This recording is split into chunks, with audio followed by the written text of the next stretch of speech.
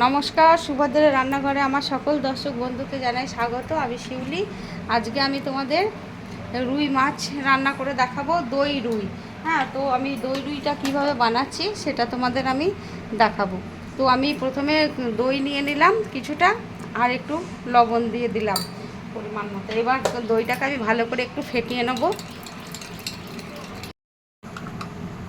আমার দইটা খুব সুন্দরভাবে ফেটানো হয়ে গেছে, তোমরা দেখো। এবার আমি মাছগুলো, এগুলো রুই মাছ, আমি মাছগুলো দইয়ের মধ্যে ম্যারিনেশন করে এই 20-25 মিনিট আমি রেখে দেবো। তা এখন তো ভীষণ গরম পড়েছে, গরমের জন্য আমি কিন্তু এটা ফ্রিজেই রেখে দেবো ম্যারিনেশন করে।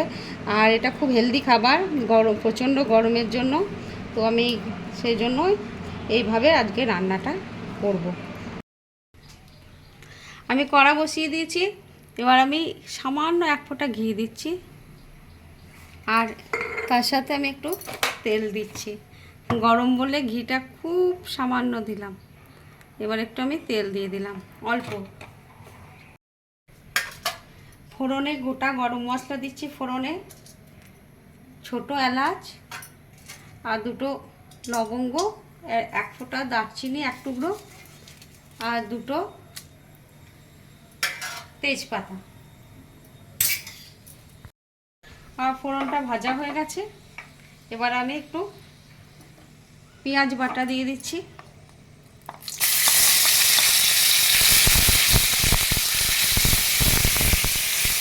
পেঁয়াজটা একটু কষিয়ে নিল। এবার একটু আদা রসুন বাটা দিয়ে দিলাম।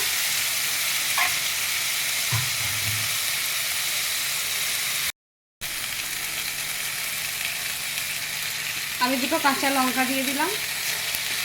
আমার মশলাটা কষানো হয়ে গেছে, তেল ছাড়া শুরু করে দিয়েছে। এবার আমি মাছগুলো দিয়ে দেবো। মাছগুলো যে ম্যারিনেশনে রেখে দিয়েছিলাম 25-30 মিনিট মতো, খুব সুন্দর ম্যারিনেশন। আমি দইয়ের বাটিটা ধুয়ে জলটা দিয়ে দিলাম।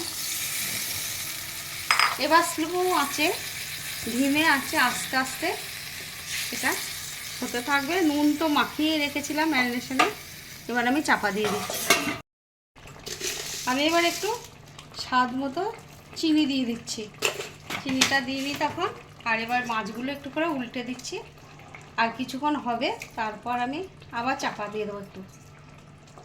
আর যা সুন্দর গন্ধ বেরিয়েছে, একটা মানে অদ্ভুত ফ্লেভার বেরোচ্ছে, সেটা বলার নেই। যাই হোক, আর একটু হবে। আমার মাছ রেডি। আমি গ্যাস অফ করে দিলাম। তো এবার আমি এটাকে সার্ভ করে দেব।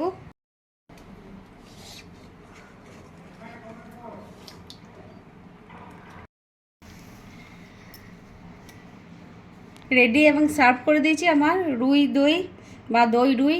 তো অতি সাধারণ একটা সিম্পল রেসিপি।